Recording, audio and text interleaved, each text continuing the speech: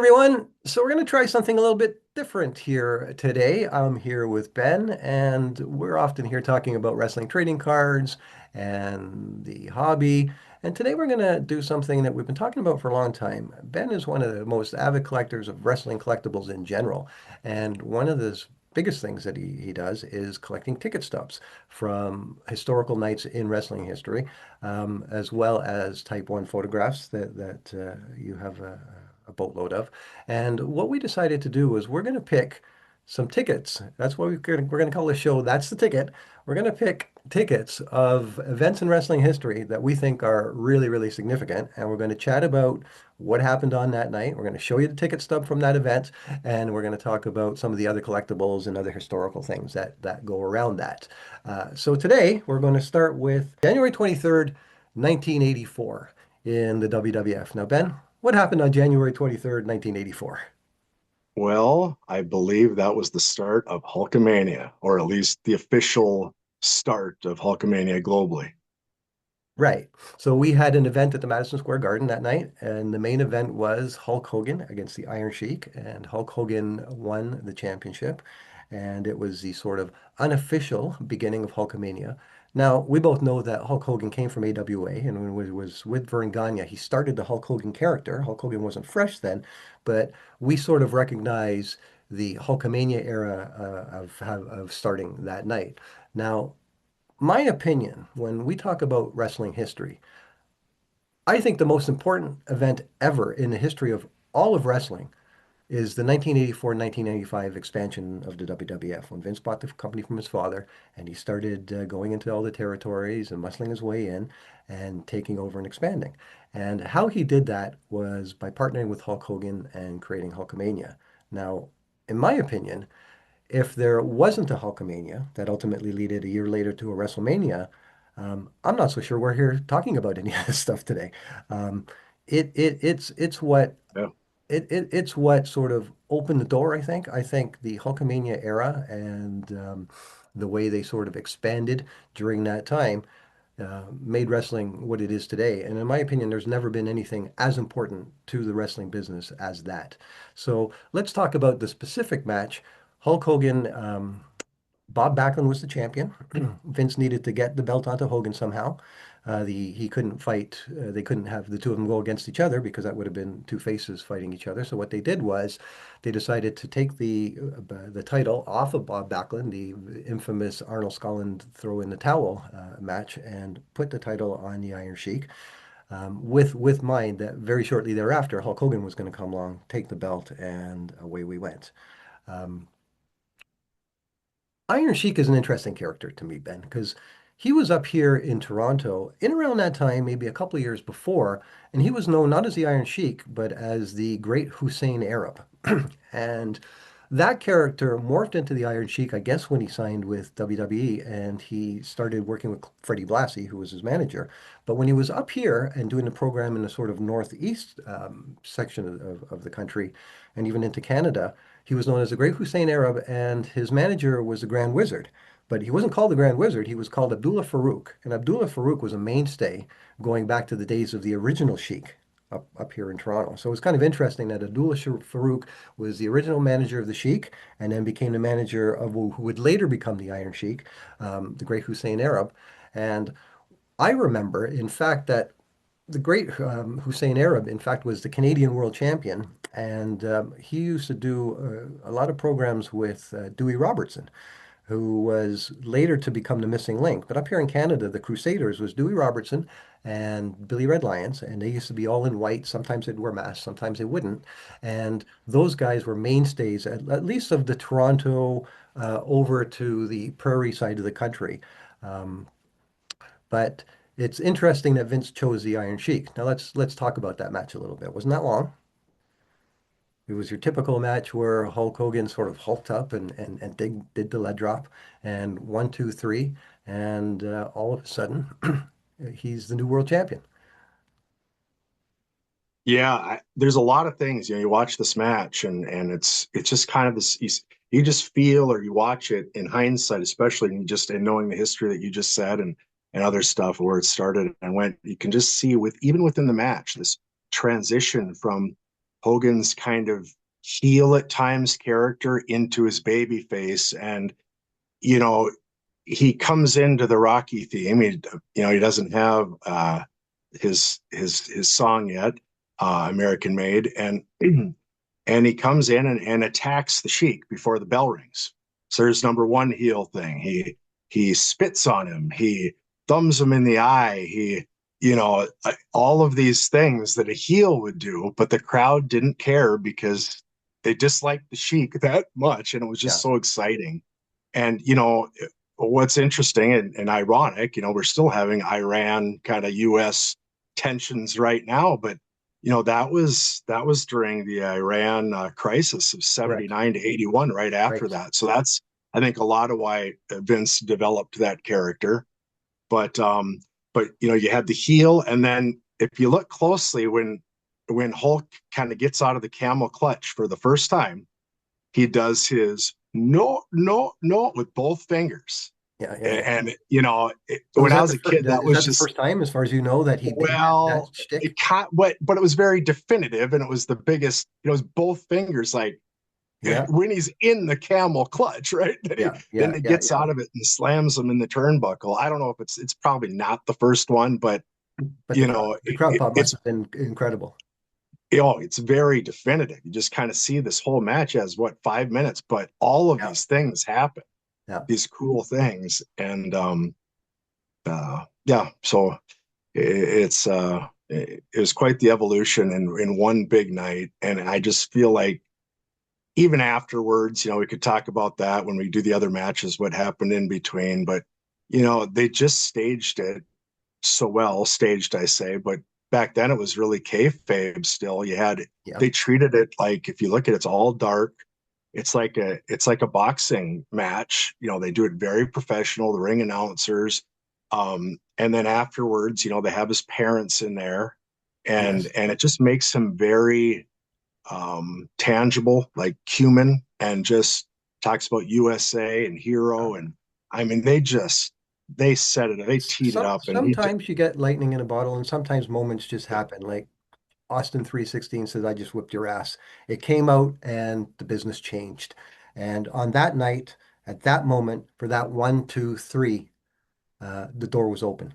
yeah, And from there, they hit the ground running. Vince and Hulk Hogan, by the time they got to WrestleMania the next year in '85, in April, um, we were almost mainstream at that point. And there's never been anything even close in the history of the business that has done so much to elevate and bring wrestling into the public consciousness as Hulk Hogan and that whole initial expansion, as we said earlier. And sometimes it's just one match, sometimes it's just 3 minutes. In 3 minutes, the world can turn on a dime. So let's buzz down because that's the ticket we want to look at, not just the main event. That was obviously the reason why we're here and why that night was significant at Madison Square Garden. But let's look at the rest of the card. The show started off with Tony Gurria beating Jose Luis Rivera. And if you're an old school like me, you're going to remember Jose as being one of the predominant jobbers of the day. Very, very rarely did he come out on top. Tony Gurria, you saw in later years as a sort of behind the scenes guy, often in a suit, wasn't a stooge exactly, but he was a guy that you saw on WWF TV for quite a while. And he was from Auckland, New Zealand, if I recall correctly, yep, and was considered one of the better wrestlers from that part of the world. The second match was Mr. Fuji and Tiger Chung Lee against the Invaders. And the Invaders are an interesting name to me because that's not a name that comes up that often. When we talk about wrestling trading cards, we like to sometimes highlight the cards that you don't see a lot of, like names that you don't see often, like Techno Team 3000 and things like that, things that are rare. Um, I made notes. The invaders were Jose Gonzalez and Roberto Soto. So they were, I presume, Mexican or Spanish wrestlers as well. And they went to a draw with Mr. Fuji and Tiger Chung Lee. Of course, we know Mr. Fuji in later years as managing Powers of Pain and Demolition, and he was a mainstay on WWTV, one of the WWF TV, as one of the heel managers, and he had quite a stable. The third match was the Masked Superstar defeating Chief Jay Strongbow. And the Masked Superstar, people might remember as when he finally got unmasked, was Bill Eadie, who was Axe of Demolition. And again, harkening back to the Maple Leaf Garden days, um, he too had a program with Dewey Robertson. That was a back and forth for a while. And in fact, here's a little bit of interesting trivia for you, Ben, or just history. I was at the match where the Masked Superstar 2, there was a second one that came along, and I'm sure they did this at house shows a bunch in different cities, but he was unmasked and revealed to be Big John Studd. And that was um, the end of the Masked Superstars at that point when that happened. But that was interesting to me because we don't often talk about the Masked Superstars, but they were pretty popular at that time. And Bill Eadie had took that gimmick and kind of did the same thing when he went into Demolition. So we also have Mass Superstar defeated Chief Jay Strongbow. Chief Jay Strongbow, very, very popular name of back in the day. Next match was Sergeant Slaughter. So Sergeant Slaughter was in the WWF long before WrestleMania 6 or WrestleMania 5, sorry. No, I guess WrestleMania 7 was the main event of Hogan and Sergeant Slaughter. Slaughter was in the WWF then, and he defeated Ivan Putski by countout in 11 minutes. So you can see that there was a good number of matches leading up to the main event. We had Paul Orndorff with Roddy Piper in his corner, and of course Piper was then becoming the predominant heel, leading up to the WrestleMania eventually. He defeated Salvatore Bellomo, another sort of preliminary jobber and a name that a lot of people might not know. But back in the day when we used to watch wrestling then, it wasn't two big names. It was always your established star and then the guy who you knew was going to lose, what we later called a jobber. Sometimes they were called a preliminary bum, just the guy that went in there, got his ass kicked to showcase the main talent. And Salvatore Bellomo and Jose Luis Rivera, and up here guys like Johnny Canine, that's what their role was. Their role was to come in and make the good guys look good.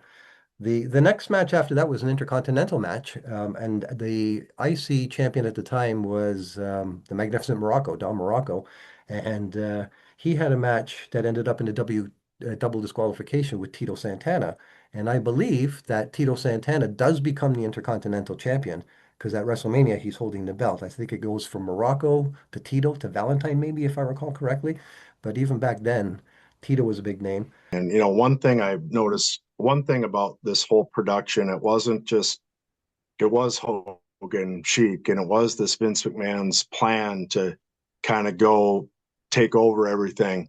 But it was also kind of a transition from a lot of these old school guys, a baton in a lot of ways. Strongbow was like 50, 53 or 54, 55, something like that Right. crazy. This is kind of the beginning of Santana coming and Morocco's decline. Now Orndorff and Piper, they just signed on So a they were couple done. months prior. So Right. they were the big, I mean, if you watch that match, they're coming out. They had so much electricity coming out and charisma as heels. It was awesome. Right. So, Putski, Slaughter was new. Putski was old. He's 40, mid 40s, I think, and looked Right. really old. So I just kind of want to make it a big point. You kind of already touched on, Hogan and this whole change. But if you look at these matches and watch these matches, you can see the guard being turned over and this just the excitement, the energy of these new guys coming. In particular, Piper and Orndorff, really. You know, you mentioned the Grand Wizard before. It all kind of ties because but the Grand Wizard died kind of unexpectedly before, and Piper kind of came in as Orndorff's manager because Piper had some injuries. So that's kind of how that whole connection came about. And then they just kind of promoted both of them as huge heels. Well, So as they were it's interesting expanding, how everything ties together. And of course, Blassie, right? yeah, exactly. Blassie was Hogan's guy Right. for a And then now while he when goes to Hogan the was a Iron Sheik. heel, Right, right, right. and now his Sheik is the Ayatollah. Right, So right, right, it's right. just it's Well, we got to remember that Vince did just during the expansion period, Vince was getting a lot of guys. There was guys like Steamboat and like you say, Orndorff and Piper, and these guys were in different territories, but the writing was on the wall for a lot of these guys, and they saw where the business was going. They saw where the paychecks were coming. And during that time, the expansion wasn't just Hulkamania, like you say, it was all these other guys. And these were the top people in the business. Now, of course, a lot of wrestling historians will say, well, hang on, Crockett. managed to keep a lot of guys that stayed on the NWA side because NWA still was very prominent in the 80s, like their champions, be it Dusty or be it Flair or whoever it was. Um, for but sure. certainly this expansion as Vince was sort of conquering the wrestling business, getting himself to that first WrestleMania. And after the first WrestleMania, there was no looking back. He was the dominant force in wrestling until Turner came along like many, many years later. Um, but anyway, so we also had just before we got to the main event, we had Haiti Kid and the Haiti Kid and Tiger Jackson defeated Dana Carpenter and Poncho Boy. I've never heard those names before. You ever heard those names before? Dana Carter and Poncho Boy? Oh, the little guys, Yeah, the little dwarfs. Yeah, that yeah, was yeah, a yeah. big thing in the 80s. And I You were feel like always this is kind of the last time, that this is, you never saw these in well, WrestleMania. WrestleMania 3, Bundy picked up the little Oh, guy that's with right. his Yeah, you're slam. right. So yeah, Yeah, you're right. that was Yeah. always a big deal up here. Yeah. It's not politically correct to use the word midget, but that's what it was Right. called back then. And Yeah. it was Go a ahead. different time. And again, not meaning to be offensive, but trying to be politically correct. But that's what it was. It was always a midget match, at least up here. Well, and then two out of three falls. I mean, Yeah. this And wasn't that's just two out like a of three quick. falls in a 5-minute match. You know what I You're mean? right. So there would have been a lot of. So that was kind of to get the crowd all happy and excited, and Oh then yeah. we go to our main event. Now here's an interesting point that we discussed off screen before we started. The Hogan Sheik match, which was obviously the biggest match on the card, was not the last match. Mhm. And back then, nowadays when we have a WrestleMania, your top match is always the last one. You go home, you close the night with your biggest match of the night. But back then they didn't do that. They used to have their main event somewhere in the middle towards the three-quarter mark of the show.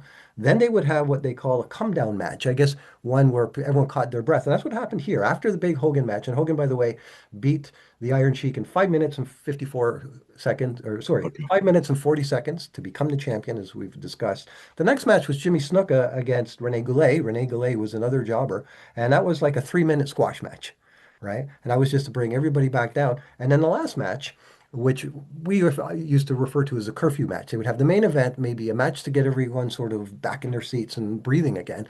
And then that last match would be until 11 p.m. or whatever time your curfew was set at. And that would be your last match. And in the curfew match, there we had Andre the Giant teaming up with Rocky Johnson and Tony Atlas. And they had been WWF Tag Team Champions for a while there, Hmm. teaming with Andre Yep. to go against the Wild Samoans, all three of them, Afa, Samla, and Sika. Now, we don't often talk about Samla Samoan. We just talk about the other two. But you put all that together, my friend, and you've got one of the most significant nights in wrestling history. Now, before we sign off, the whole idea of the show is to feature the ticket stubs of which you've collected these wonderful sort of mementos from the past. Um, we can't resist talking about trading cards because that's what we do.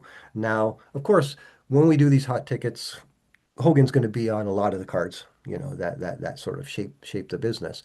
And we can talk forever about all the great Hogan collectibles there are, not only in cards, but we don't want this series to be just about Hogan. So we want to talk about sort of what was going on in wrestling cards around that time. Now, this event happened in 1984. Of course, we didn't have the top set, the OPG Pro Wrestling Star set up here in Canada till 1985. So I would say that the predominant Hogan card is going to be the one that comes out, the one that you got the blue one of that you bought last year. That's become a very popular card. A lot of people consider that the Hogan rookie because it's the first sort of mainstream. Now we harken back to the Wrestling All Stars card, and when we talk about the Hogan card, that's the card we often say is the card.